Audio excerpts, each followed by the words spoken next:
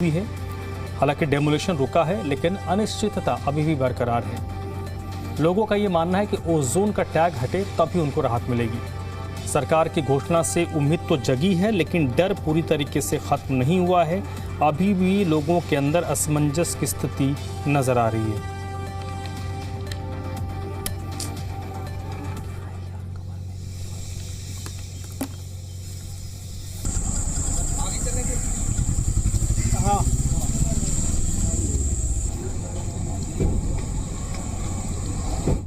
राजधानी दिल्ली में 91 कॉलोनियां ऐसी हैं जो यमुना पुस्ता बांध किनारे बसी हुई हैं, जिन्हें हटाने की तैयारी की जा रही है। वहीं यमुना पुस्ता बांध के ऊपर जो ओजोन के बोर्ड लगाए गए थे, वो बोर्ड भी मैं आपको दिखा रहा हूं। और इधर देखिए, ये यमुना खादा इलाका है जो वास्तव में ओजोन के अंडर आता है। और दूसरी तरफ ये देखेंगे यमुना पुस्ता बांध, और इसकी तरफ जो ये है, ये वजीराबाद रामघाट है, हनुमान चौक है, और यहाँ जो रिहायशी इलाका है।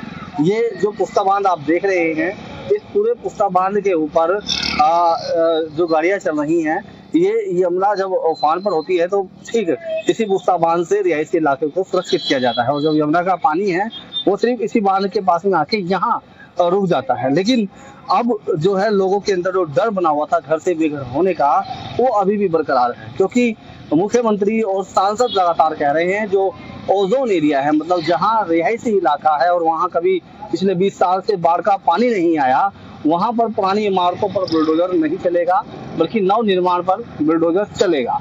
जिसकी वजह से लोग डरे हुए हैं और मांग कर रहे हैं कि अब रिहायशी इलाके को, जो बाढ़ मुक्त है, उसको ओजोन मुक्त किया जाए।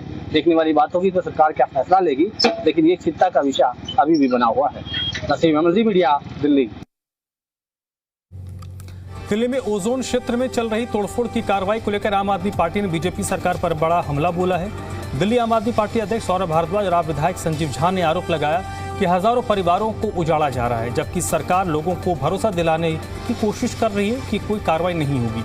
सौरभ भारद्वाज ने कहा कि दिल्ली में ओजोन में रहने वाले लाखों लोग आज अपने घरों को लेकर असमंजस में हैं और डर के माहौल में जी रहे हैं। उन्होंने आरोप लगाया कि बीजेपी के केंद्र और दिल्ली सरकार की नीतियों के कारण लगातार बुलडोजर की कार्रवाई हो रही है, लोगों के घर तोड़े जा रहे हैं। वह संजीव झा ने भी बीजेपी पर निशाना साधते हुए कहा कि ओजोन में रहने वाले लोगों के घर उजाड़ने की साजिश की जा रही है।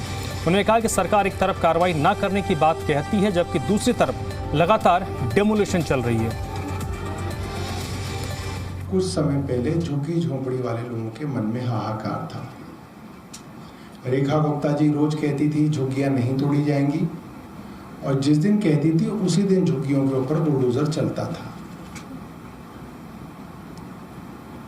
आज भी जब सरकार ये कह रही है कि ओजोन के ऊपर हम कोई एक्शन नहीं लेंगे, कल ही ओजोन में आने वाले रिहायशी बिल्डिंगों के ऊपर बुलडोजर चला। हम सरकार से कहना चाहते हैं, सरकार मौखिक बयानबाजी ना करके लिखित और कागजी कार्रवाई करे। हम इनसे मांग करते हैं कि संसद के अंदर कानून लाएं और इस बात को स्पष्ट करें कि दिल्ली स्पेशल प्रोविजंस एक्ट में जो प्रोटेक्शन अनऑथराइज्ड कॉलोनीज को है, वही प्रोटेक्शन ओजोन में आने वाले रिहायशी कॉलोनियों को भी होगी।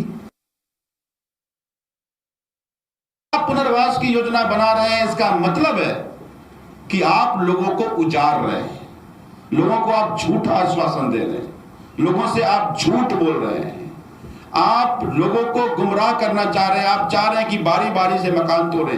अभी क्या कहते हैं कि नए मकान नहीं बचेंगे, नए मकान टूटेंगे।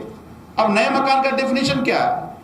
एक आदमी कोई 7 साल पहले मकान बनाया, आज वो प्लास्टर कह रहा है, नया मकान ने तोड़ दिया उसका। एक आदमी की पुश्तैनी 70 साल पुरानी मकान, वो अपना बाउंड्री वॉल लेके घेर रहा था, उसका मकान तोड़ दिया, नया कंस्ट्रक्शन हो गया।